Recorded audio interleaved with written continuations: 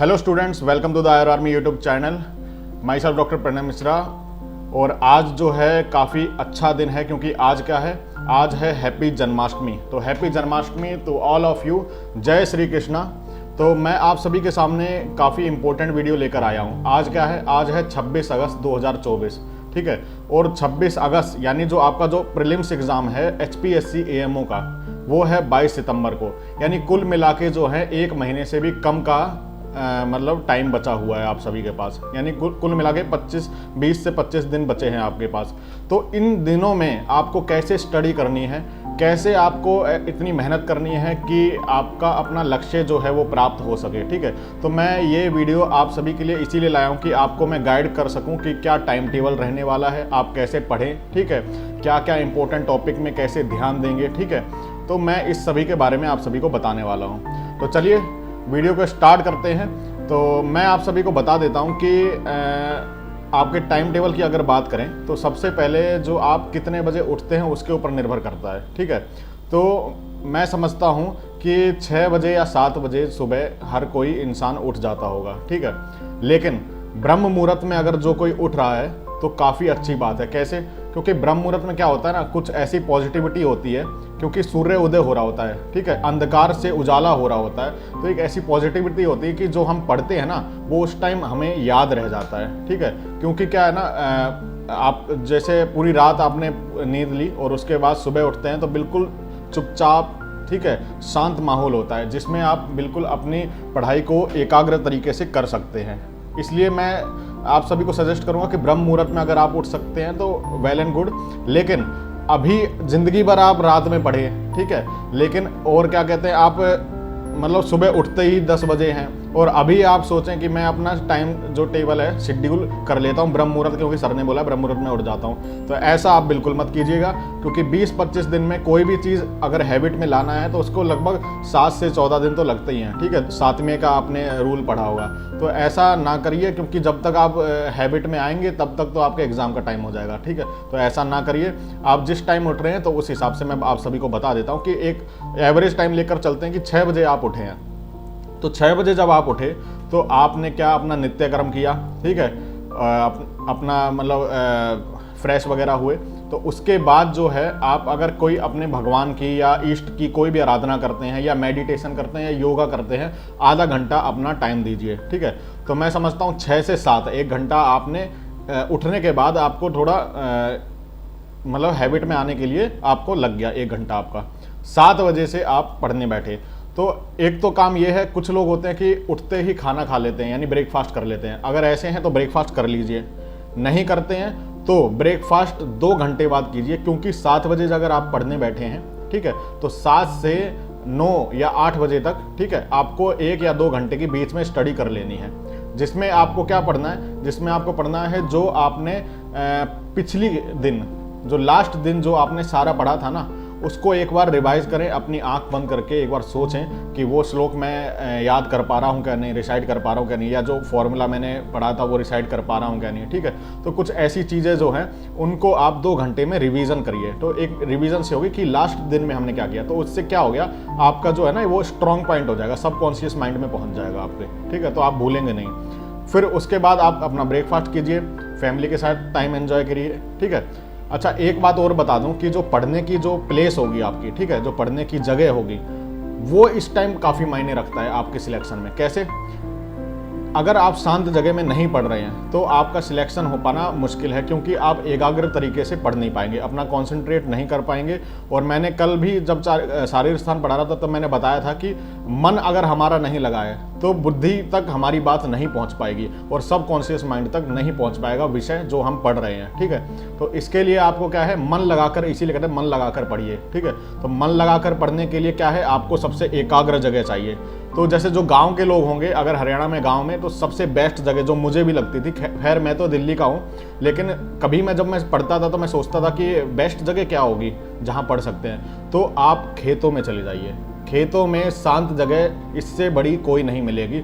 एक पेड़ जो आपको छाया दे रहा होगा, ठंडी हवा दे रहा होगा, पेड़ के नीचे बैठ जाइए। भगवान बुद्ध ने जैसे ज्ञान प्राप्त किया वैसे आप उनको आधारशिला मानते हुए और आप पढ़ने बैठ जाइए, अपनी बुक ले जाइए। कोई आपको डिस्टर्ब करने वाला नहीं। सुबह से शाम तक वहाँ पर रहिए, अपना पढ़िए। लाइब्रेरी जो है आज के मॉडर्न टाइम से उससे बहुत ही बढ़िया जगह है वो, ठीक है। फिर भी कुछ लोग शहर के भी होंगे, तो उनके लिए मैं बता देता हूँ कि वो शहर में अगर अपना घर में कोई रूम है जहाँ पर आवाज़ ना हो आती हो, ठीक है, जहाँ पर ऐसी खिड़कियाँ विड़कियाँ ना हो जहाँ की पड़ोसी वगैरह दिख रहे हो, या यंग एज में होते हैं तो जैसे ही कोई पड़ोसन गई है तो देखने लगते हैं, ठीक है, तो ये सारी चीज़ें ना हो, ठीक है। तो ऐसी जगह हो जहाँ पे बिल्कुल आपको एकाग्र हो, आपका ध्यान ना भटके, ठीक है, क्योंकि ध्यान भटका तो आपका लक्ष्य भटका, इतना याद रखिए, ठीक है। तो अगर फिर भी नहीं है घर में, अगर मान लो आवाज़ें होती हैं, फैमिली वाले तेज़ तेज़ बोलते हैं, कई चीज़ें होती हैं, या बार बार बुला लेते हैं, तो 1 महीना आपको त्याग करना पड़ेगा। 1 महीना आप ऐसी जगह ढूंढिए, या तो मंदिर या आश्रम आपके पास होगा आसपास, या फिर कोई लाइब्रेरी ही है तो उसकी फीस सबमिट करके आप उसमें बैठने लग जाइए। लेकिन लाइब्रेरी में क्या होता है ना, कई लोग आपस में बात करने लगते हैं, दोस्ती बन जाती है, फ्रेंडशिप बन जाती है, शाम को चलो मार्केट चलते हैं, ठीक है, जंक फूड फास्ट फूड खा रहे हैं, अपना मज़े कर रहे हैं, तो ये चीज़ें ना हो, ठीक है। इसलिए मैं लाइब्रेरी को अवॉइड करता हूँ। बाकी आपके ऊपर है, अगर आप में मतलब क्षमता है तो आप पढ़ सकते हैं उसमें।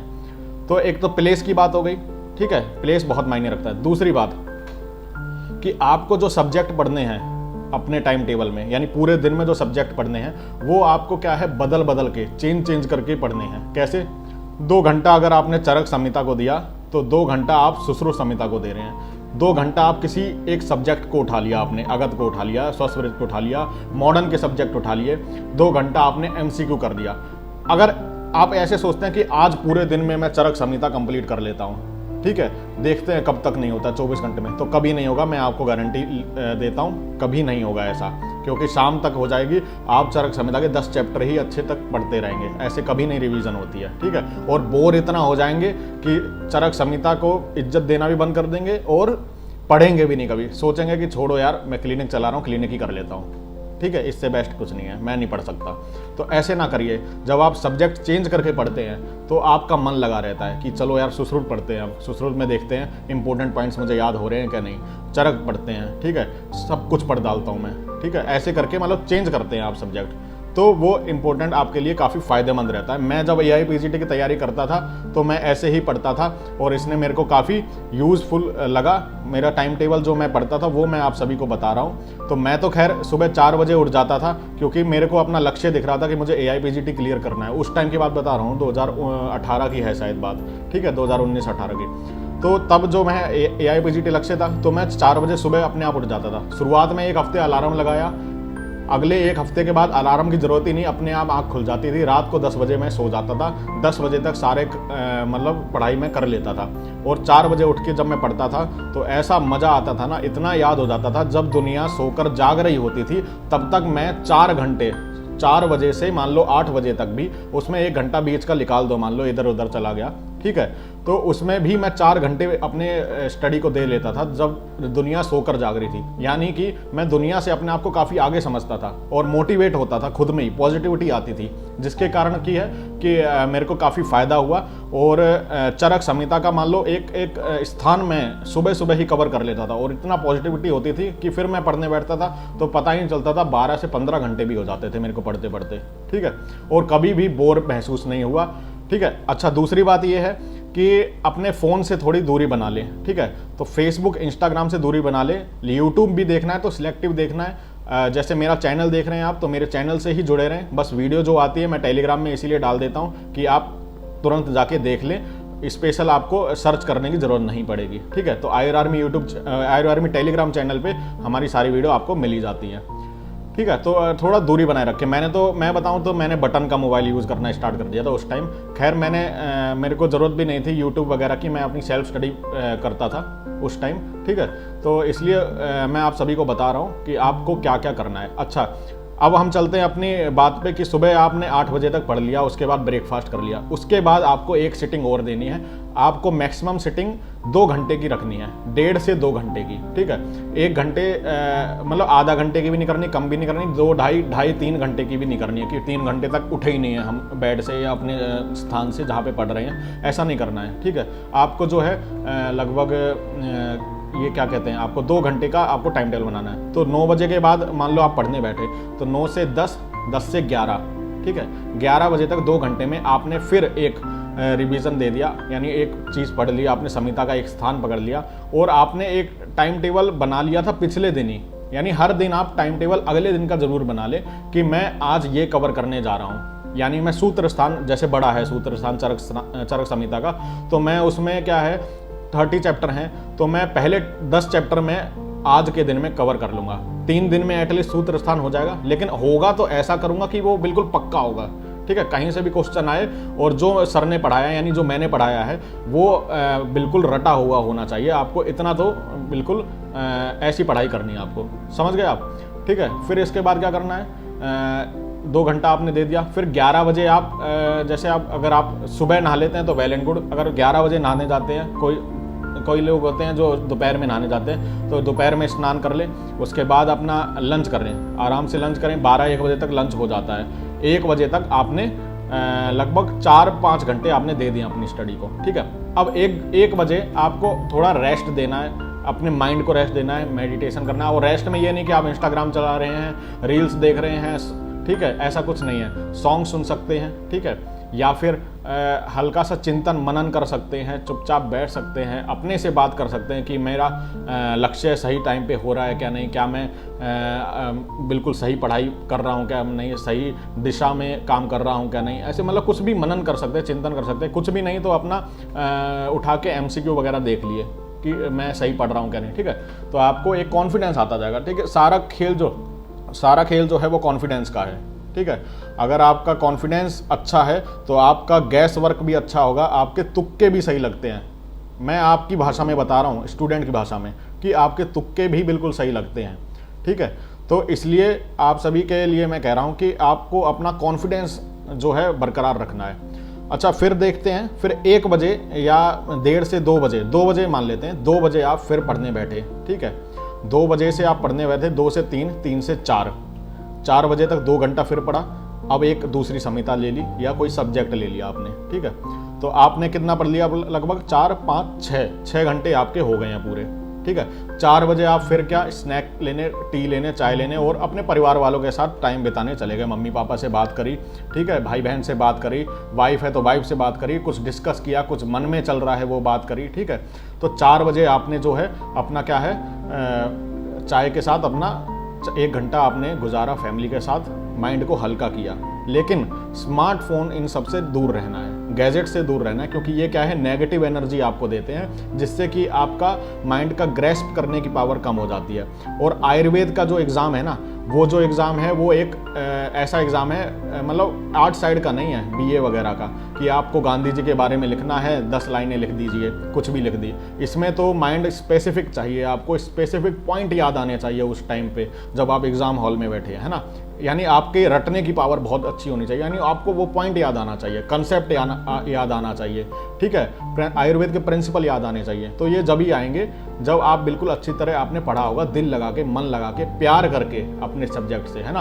प्यार करना सीखो, आप इधर उधर प्यार करने में भटक जाते हो, असली प्यार आपका इसी में है, चरक संहिता में, ठीक है। जिस दिन प्यार हो जाएगा उस दिन आपको मोह माया लगेगी, बाकी सारा प्यार अंधा ही लगेगा, ठीक है।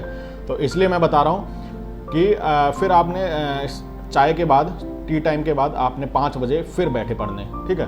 5 से 6, 6 से 7 बजे तक आप पढ़ लिए। फिर दोबारा 2 घंटे में आपने जो ऐसा सब्जेक्ट है, मतलब आपको गैप जरूर लेना है।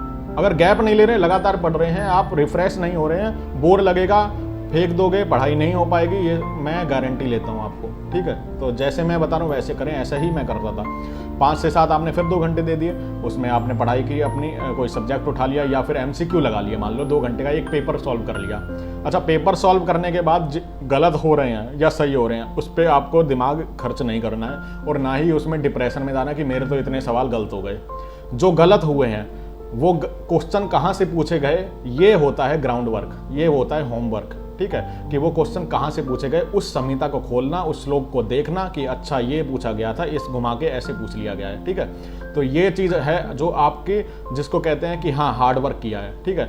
अगर उसी को देख के अरे यार क्वेश्चन ये गलत हो गया, अब तो मेरा गलत हो गया, अब क्या करूँ, मेरे तो 40% या 20% ही बन रहे हैं इतना पढ़ने के बाद भी, वो बेकार की बातें हैं। गलत हुआ है उसको आज सही करें, कहाँ से पूछा गया है, हो सकता है कि आपका जो सवाल आए 22 सितंबर को उसी कंसेप्ट से दूसरा घुमा के पूछ ले, लेकिन आपने पढ़ा हुआ था इसलिए आपको फ़ायदा हो जाए।